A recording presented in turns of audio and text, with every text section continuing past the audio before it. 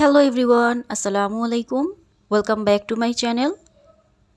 বাসায় অনেক সময় আমাদের ছোটোখাটো ঘরোয়া অনুষ্ঠানে বেশি পরিমাণ বিরিয়ানি রান্না করতে হয়।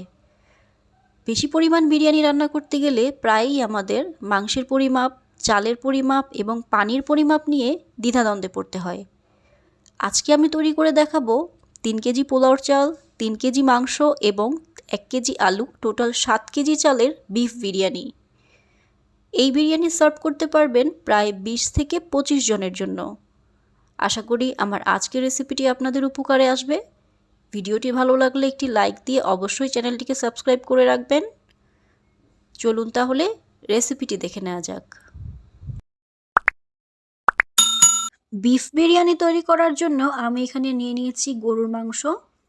আমি এখানে 3 কেজি পরিমাণ গরুর মাংস নিয়ে নিয়েছি। মাংসগুলোকে আমি এরকম পিস করে কেটে নিয়েছি।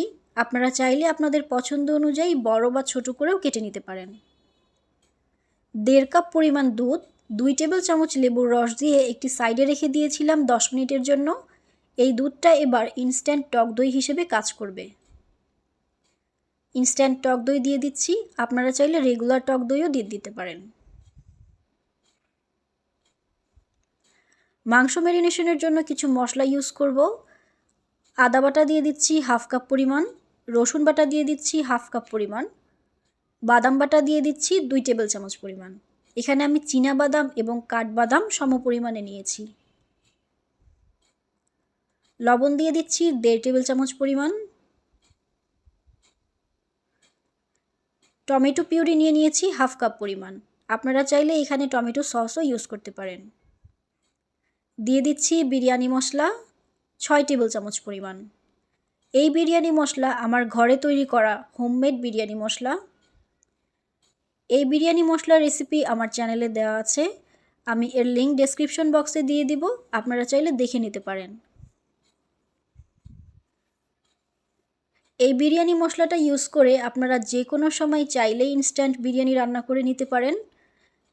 এর জন্য আপনাদের বাইরে থেকে কিনে আনা বিরিয়ানি মশলার কোনো প্রয়োজন হবে না, কারণ এই মশলাতেই বিরিয়ানির সব উপকরণ দেয়া আছে।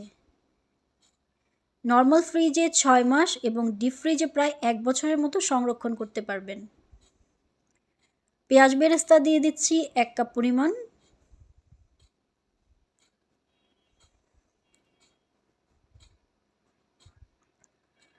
এবার এই সব উপকরণ আমি মাংসের সাথে খুব ভালোভাবে মিক্স করে নেব। এই মাংসটা মশলার সাথে মিশিয়ে আমি ম্যারিনেশন করে রেখে দেব 30 মিনিট থেকে 1 ঘন্টার জন্য। মিশানো হয়ে গিয়েছে, আমি এখানে দিয়ে দিচ্ছি 1/2 চা চামচ পরিমাণ গরম মশলা গুঁড়া। এটা রেগুলার গরম মশলা গুঁড়া, এখানে আছে শুধু দারচিনি এবং এলাচ। আপনারা যদি এই গুঁড়াটা না ইউজ করতে চান তাহলে কিছু আস্ত দারচিনি এবং এলাচ মাংস রান্নার সময় দিয়ে নেবেন। খুব ভালোভাবে মিক্স করে নিচ্ছি। এবার এটাকে আমি রেখে দেব 30 মিনিট থেকে 1 ঘন্টা পর্যন্ত।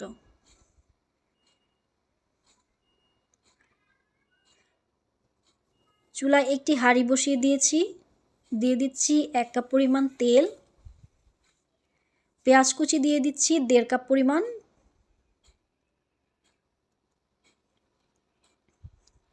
পেঁয়াজটাকে আমি বেরেস্তা করব না, শুধুমাত্র নরম হওয়া পর্যন্ত ভেজে নিচ্ছি। দিয়ে দিচ্ছি ম্যারিনেশন করে রাখা সব মাংসগুলো।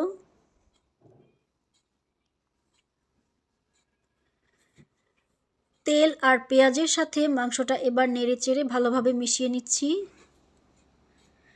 যেই পাত্রটিতে আমি মাংস ম্যারিনেশন করে রেখেছিলাম সেই পাত্রটিতে 1/2 কাপ পানি দিয়ে আমি সেই পানিটাই মাংসের মধ্যে দিয়ে দিচ্ছি।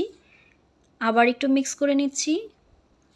আমি মাংসের মধ্যে এক্সট্রা আর কোনো পানি দিব না, মাংস থেকে যে পানি বের হবে সেই পানি দিয়েই মাংসটা সেদ্ধ হয়ে যাবে।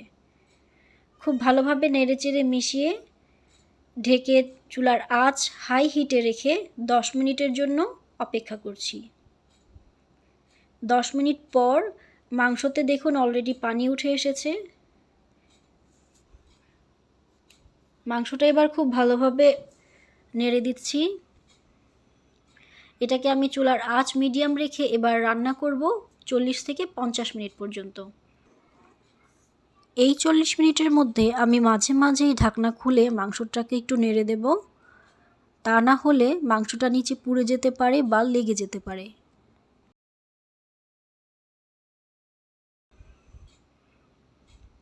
প্রায় 40 মিনিট রান্না করার পর আমি মাংসটা একটু চেক করে নিয়েছি। মাংসটা এখনও ভালোভাবে সেদ্ধ হয়নি, তাই আমি চুলায় রেখে আরও 10 মিনিট মিডিয়াম আঁচে রান্না করে নেব। এদিকে আমি আলুর প্রিপারেশনটা নিয়ে নিচ্ছি। আমি প্রায় 1 কেজি পরিমাণ আলু এখানে এরকম কাট করে কেটে নিয়েছি। হাফ চা চামচ লবণ দিয়ে আলুটাকে আমি মিক্স করে নিচ্ছি। আলুটা অপশনাল, আপনারা বিরিয়ানিতে আলু পছন্দ না করলে এটা স্কিপ করতে পারেন। লবণের সাথে মিশিয়ে 5 মিনিটের জন্য সাইডে রেখে দিচ্ছি। পোলাওর চাল নিয়ে নিয়েছি 3 কেজি পরিমাণ। এখানে আমি চিনি গুঁড়া পোলাওর চাল নিয়েছি। চালটাকে আমি এবার ধুয়ে ভিজিয়ে রেখে দেব 10 মিনিটের জন্য এবং 10 মিনিট পর একটি ঝাঁঝরিতে ঝরিয়ে নেব। এখানে আমি মাংসটা দেখে নিচ্ছি। মাংসটা প্রায় সেদ্ধ হয়ে গিয়েছে এবং মাংসের সব ঝোল মশলা মাখা মাখা হয়ে এসেছে। মাংসটাকে এবার আমি নামিয়ে নিচ্ছি। একটি হাঁড়িতে তেল দিয়ে দিচ্ছি হাফ কাপ পরিমাণ। আলুগুলোকে আমি ভেজে নেব। আপনারা চাইলে আলুটা সেদ্ধ করেও বিরিয়ানিতে ইউজ করতে পারেন, তবে ভেজে নিলে সেই আলুর টেস্টটা বেশি ভালো হয়। তবে এমনভাবে ভাজতে হবে যেন আলুটা প্রায় 90% সেদ্ধ হয়ে যায়। চুলার আঁচ মিডিয়াম রেখে আলুগুলোকে আমি ব্রাউন করে ভেজে নেব। একটু পর পর নেড়ে দিতে হবে, তা না হলে আলুর এক পাশ বেশি ভাজা হয়ে যেতে পারে বা পুড়ে যেতে পারে। প্রয়োজনে একটি ঢাকনা দিয়ে আলুটা ঢেকে দিতে পারেন, এতে করে আলুটা খুব ভালোভাবে সেদ্ধ হবে। তবে চুলার আঁচটা মিডিয়াম টু লো রেখে করবেন। আমার আলুটা প্রায় ভাজা হয়ে গিয়েছে, কালারটাও খুব সুন্দর হয়ে এসেছে। একটি কাঁটা চামচের সাহায্যে আমি একটি আলু চেক করে নেব। আলুটাকে আমি 90% পর্যন্ত সেদ্ধ করে নেব, বাকি 10% চুলায় পোলাওর চালের সাথে দমে থাকা অবস্থায় সেদ্ধ হয়ে যাবে। আলুটা প্রায় সেদ্ধ হয়ে গিয়েছে। আলুটাকে এবার আমি নামিয়ে নিচ্ছি। এখানে আমি একটি বড় হাঁড়ি নিয়ে নিয়েছি। দিয়ে দিচ্ছি 2 কাপ পরিমাণ সয়াবিন তেল। আপনারা চাইলে এখানে 1 কাপ সয়াবিন তেল এবং 1 কাপ সরষের তেলও ইউজ করতে পারেন। কিছু গরম মশলা দিয়ে দিচ্ছি। এখানে রয়েছে দারচিনি, এলাচ, তেজপাতা এবং কিছু লবঙ্গ। চুলার আঁচ মিডিয়ামে রেখে একটু নেড়ে দিচ্ছি। দিয়ে দিচ্ছি পেঁয়াজ কুচি প্রায় 2 কাপ পরিমাণ।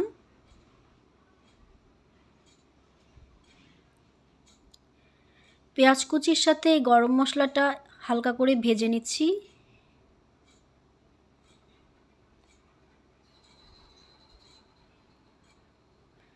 পেঁয়াজটা হালকা ভাজা হয়ে এসেছে।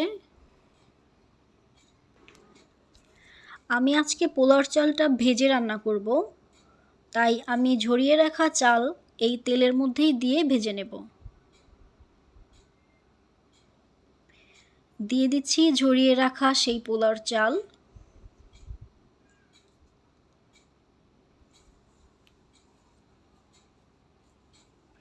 আপনারা চাইলে চাল না ভেজেও বিরিয়ানিটি রান্না করতে পারেন।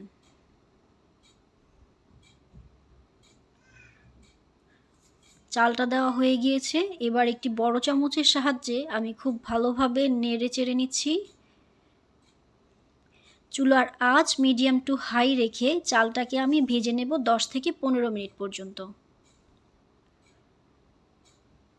খুব ঘন ঘন নাড়তে হবে, তা না হলে চালটা নিচে লেগে যেতে পারে।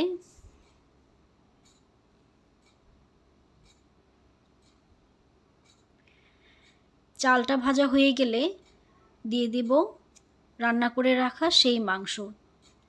তেল মশলা সব সহ আমি এই চালের সাথে মিশিয়ে নেব। আপনারা চাইলে এই মশলাটা চালের মধ্যে পানি দেওয়ার পরেও দিতে পারেন, যেহেতু পানি দেওয়ার পরে চালটা পরিমাণে বেড়ে যাবে, নাড়াচাড়ায় অসুবিধা হবে বলে আমি মাংসটা আগেই দিয়ে দিচ্ছি।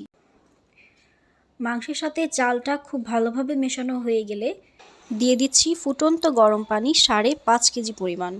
যেহেতু এখানে আমি 3 কেজি চাল নিয়েছি, 5.5 কেজি পানি এবং 2 কাপ দিয়ে দিচ্ছি দুধ। লবণ দিয়ে দিচ্ছি প্রায় 3 টেবিল চামচ পরিমাণ। আপনারা আপনাদের স্বাদ অনুযায়ী লবণটা চেক করে নেবেন। খুব ভালোভাবে মিক্স করে নিচ্ছি। এই অবস্থায় চুলার আঁচটা খুব হাই ফ্লেমে থাকবে।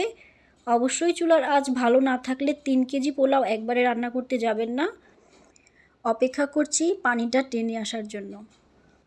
পানিটা প্রায় টেনে এসেছে। ঢাকনা দিয়ে ঢেকে দিচ্ছি 10 মিনিটের জন্য।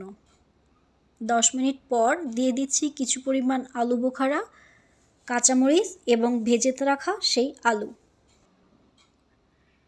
দিয়ে দিচ্ছি কিছু পরিমাণ পেঁয়াজের বেরেস্তা, প্রায় হাফ কাপ পরিমাণ পেঁয়াজের বেরেস্তা আমি দিয়ে দিচ্ছি এবং এগুলোকে চালের সাথে খুব ভালোভাবে মিক্স করে নিচ্ছি।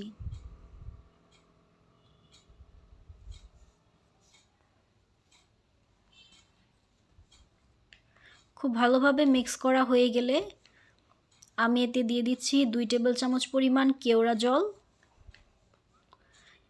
এবার এটাকে আমি দমে রেখে দেব আরও 15 মিনিটের জন্য। 15 মিনিট পর দেখে নিচ্ছি খুব গরম চালটা প্রায় সেদ্ধ হয়ে গিয়েছে এবং বেশ ঝরঝরেও হয়েছে।